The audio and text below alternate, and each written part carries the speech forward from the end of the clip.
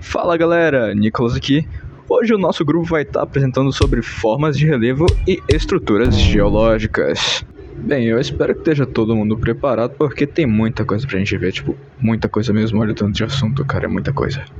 Enfim, não vamos enrolar muito não e passar direto pro principal, né? Estruturas geológicas terrestres. Fiquem aí com o início da apresentação. Estrutura geológica. A crosta terrestre constitui a camada externa sólida da Terra, situada acima do manto, e é formada predominantemente por uma combinação de silicatos e outros minerais.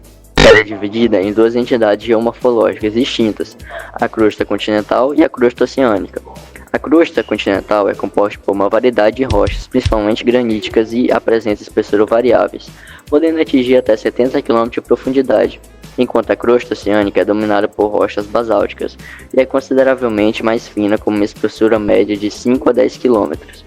A crosta terrestre é estruturada por grandes placas tectônicas que flutuam sobre o manto superior, uma camada viscosa composta por rochas parcialmente fundidas. Estas placas estão em constante movimento devido ao calor interno da Terra, o que resulta em uma dinâmica geológica complexa. As interações entre as placas tectônicas são responsáveis por fenômenos como terremotos, vulcões e a formação de cadeias montanhosas, assim como pela divergência, convergência ou deslizamento das placas nas zonas de falhas. Do ponto de vista mineralógico, a crosta terrestre é caracterizada por uma predominância de minerais como feldspato, quartzo e mica, entre outros, que formam a base para o processo de formação das diversas estruturas geológicas. A crosta também é um reservatório dos recursos minerais essenciais, incluindo metais preciosos e fósseis energéticos, cujo processo de concentração e formação resulta de processos geotérmicos profundos. O manto terrestre é uma camada de rochas sólidas que se encontra entre a crosta e o núcleo da Terra, começando a aproximadamente 35 km de profundidade sobre a costa continental e estendendo-se até cerca de 2.900 km de profundidade.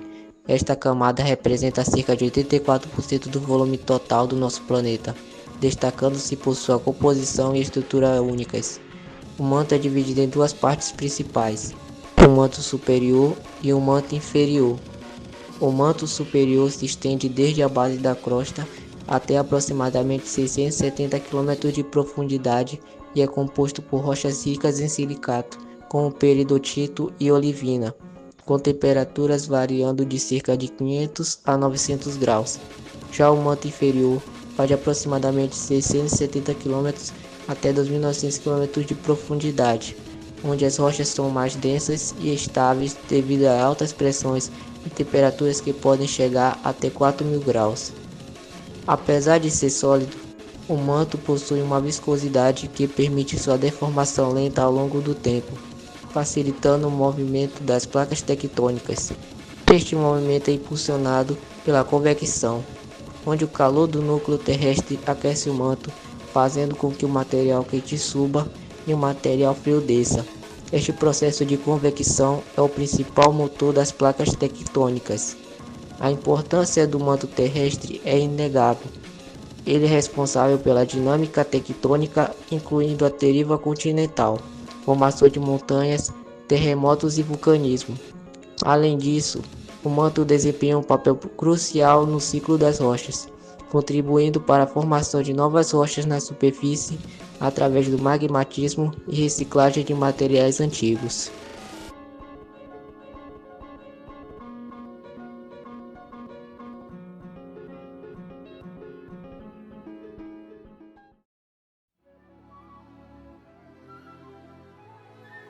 O núcleo terrestre, situado no centro do planeta, é dividido em duas partes: o núcleo interno, sólido, e o núcleo externo, líquido.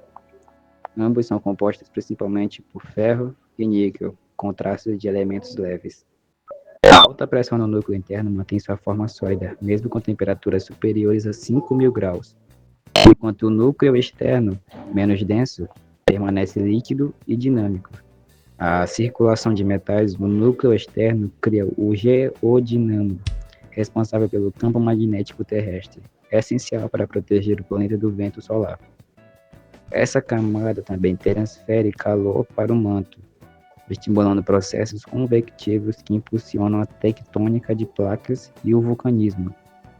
As ondas sísmicas, ao atravessarem o núcleo, revelam suas propriedades físicas e composição, permitindo compreender sua estrutura.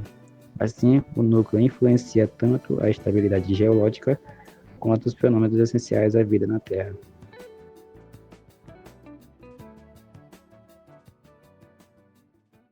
Imagine que as placas tectônicas são como grandes placas flutuando em um oceano quente e dinâmico, com correntes e ventos que as movem e as transformam.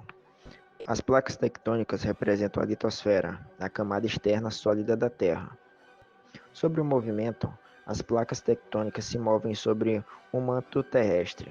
Dentre os principais movimentos temos o divergente. As placas tectônicas se afastam uma da outra, criando crostas oceânicas ou continentais. Convergente. As placas tectônicas se chocam e se deformam, criando montanhas. Isso representa a colisão entre placas tectônicas, que pode levar à formação de montanhas como o Himalaia. E por último, o movimento transformante. As placas tectônicas se deslizam umas sobre as outras, mudando de posição. Isso representa um movimento lateral entre placas tectônicas, como ocorre na falha de San Andreas, na Califórnia. Para concluir, as placas tectônicas são como grandes placas flutuando em um oceano quente e dinâmico. O movimento dessas placas é responsável por moldar a superfície da Terra, criando montanhas, vales e oceanos. Além disso, o movimento das placas pode causar terremotos, vulcanismos e outras consequências importantes para o nosso planeta, como dito anteriormente. As dobras são estruturas geológicas que resultam de deformações plásticas das camadas de rochas, quando estas são submetidas a tensões compreensíveis, sem que haja fraturamento. Esse fenômeno é particularmente frequente em ambientes tectônicos ativos, como nas regiões de colisões de placas litosféricas. O termo fold é a designação em inglês para dobra, e é amplamente utilizado na geologia estrutural para descrever essas formações. A presença de dobras na crosta terrestre indica a atuação de forças compressivas ao longo de milhões de anos, capazes de modificar significativamente a paisagem e a estrutura geológica de uma região. Esses processos podem ocorrer em escalas variadas, desde dobras microscópicas visíveis apenas em análises petrográficas até gigantescas estruturas que compõem cadeias montanhosas inteiras, como o Himalaia e os Andes. As dobras podem ser classificadas de diferentes maneiras, dependendo de sua geometria, simetria e ângulo de inclinação. Algumas das principais categorias incluem as dobras anticlinal, que apresentam o formato de arco, com as camadas inclinadas para fora da charneira, que é a parte central da dobra. Das dobras anticlinais, que as camadas são mais antigas e estão situadas no núcleo da estrutura. As dobras sinclinais caracterizam-se por uma curvatura voltada para baixo, formando uma estrutura côncava. Nesse caso, a camada mais jovem tende a estar no centro. As dobras simétricas, por suas vezes, possuem um flanco inclinado em ângulos semelhantes em relação à charneira, criando uma estrutura equilibrada. Também temos as dobras assimétricas, que ocorrem quando um flanco está mais inclinado do que o outro, indicando um estresse diferente durante sua formação. E as dobras isoclinais, que são dobras extremamente inclinadas com flancos quase paralelos entre si, o que sugere uma compressão interna. Quanto dobras à intensidade de deformação. Dobras abertas possuem ângulos amplos entre os flancos, resultando em uma estrutura menos comprimida. As dobras fechadas apresentam um flanco muito próximo, com um ângulo reduzido entre as camadas dobradas. Já as dobras recumbentes são dobras altamente deformadas, onde um flanco fica quase horizontal, evidenciando forças tectônicas intensas. Bom, o processo das dobras se dá ao fato da compressão exercida por forças tectônicas sobre camadas sedimentares ou metamórficas da crosta terrestre. Esse processo pode ocorrer em diferentes contextos geológicos, como o contexto tectônico das placas, a atividade orogênica, que ocorre durante os eventos orogênicos, que são formações de montanhas. A deformação regional, que ocorre apenas em certas regiões de força compressiva, que pode atuar a um longo período. E com isso nós temos a importância das dobras geológicas.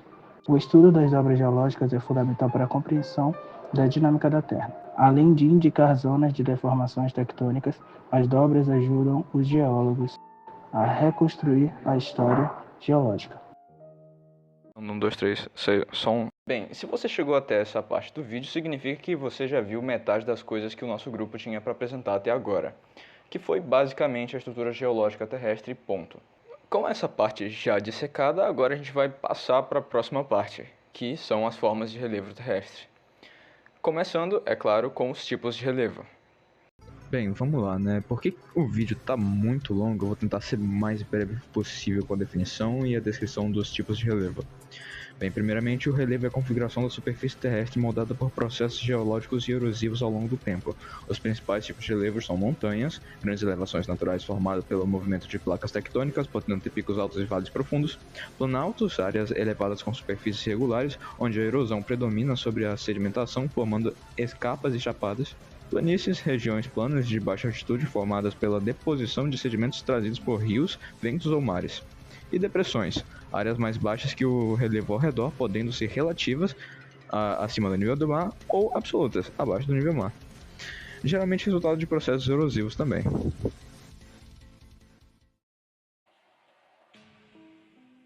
Agentes modeladores do relevo. O relevo é formado pela ação das forças da natureza, denominadas de forças endógenas, que são modeladores do relevo.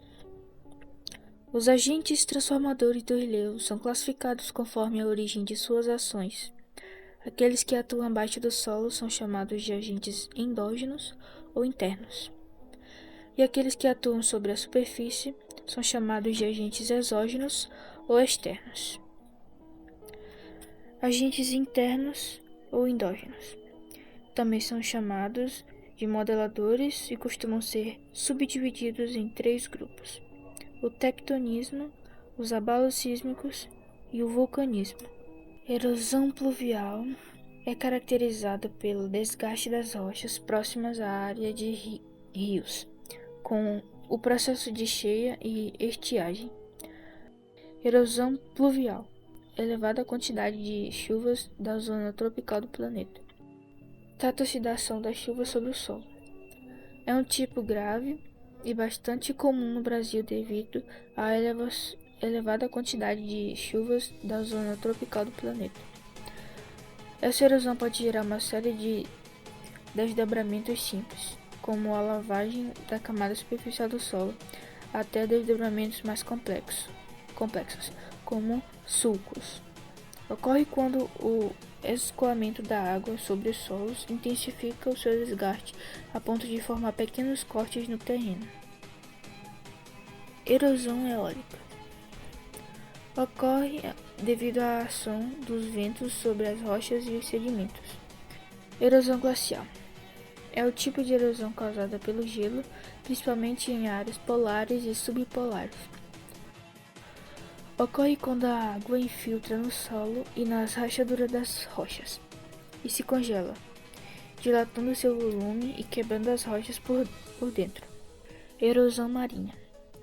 As marés também atuam sobre as rochas e sedimentos. A força das ondas acaba desgastando as rochas e levando os sedimentos de um local para o outro. Erosão antrópica. É causada pelas ações humanas que geram novas formas de erosão ou potencializam as formas já existentes. Além dos processos erosivos, há também o intemperismo, que é resultante da ação de transformações físicas, químicas e biológicas sobre os solos.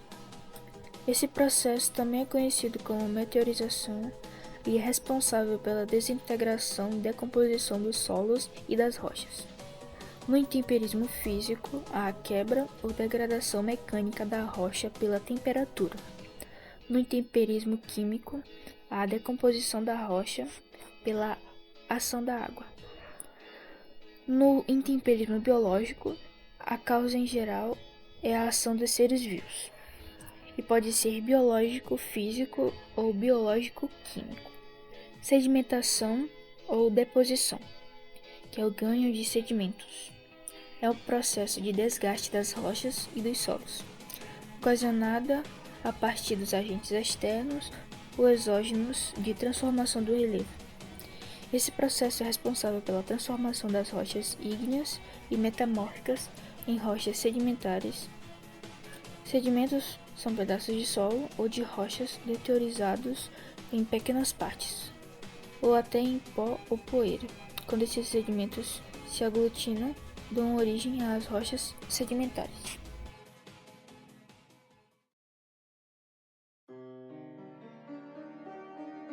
No relevo continental, as macroformas emergem como consequência da orogênese e epirogênese, em associação com a ação intempéria e fluvial.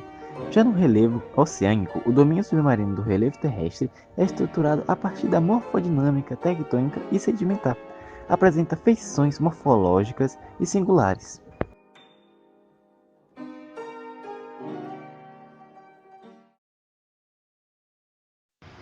Bom, falhas geológicas são disjunções mecânicas que ocorrem na litosfera, onde os blocos adjacentes de rochas apresentam deslocamento relativo ao longo de superfícies denominadas planos de falha. Esses deslocamentos são respostas à liberação de tensões acumuladas em virtude de esforços tectônicos, que podem ser de natureza compreensiva, extensiva ou cisalhante. O comportamento dessas falhas está intrinsecamente ligado à reologia das rochas, ao regime tectônico predominante e às condições termodinâmicas do ambiente. Os componentes de uma falha são: primeiro, plano de falha, a superfície ao longo da qual ocorre o deslocamento. Segundo, bloco de teto e bloco de muro. Nas falhas inclinadas, o bloco acima do plano de falha é chamado de bloco de teto e o abaixo é o bloco de muro.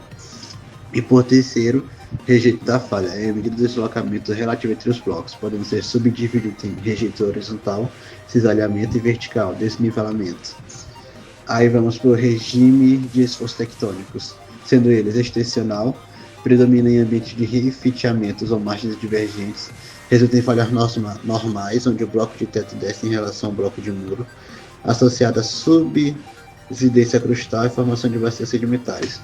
Compreensivo, o segundo, ocorre em zonas de convergência de placas, como limite de subducção ou orogenias continentais, produz falhas reservas inversas, onde o bloco de teto é empurrado sobre o bloco de muro, comumente associado à formação de cinturões orogênicos. Terceiro, transcorrente, relacionado a tensão cisalhantes, típicas de falha transformantes. O movimento horizontal dos blocos é paralelo ao plano da falha, sem deslocamento vertical significativo.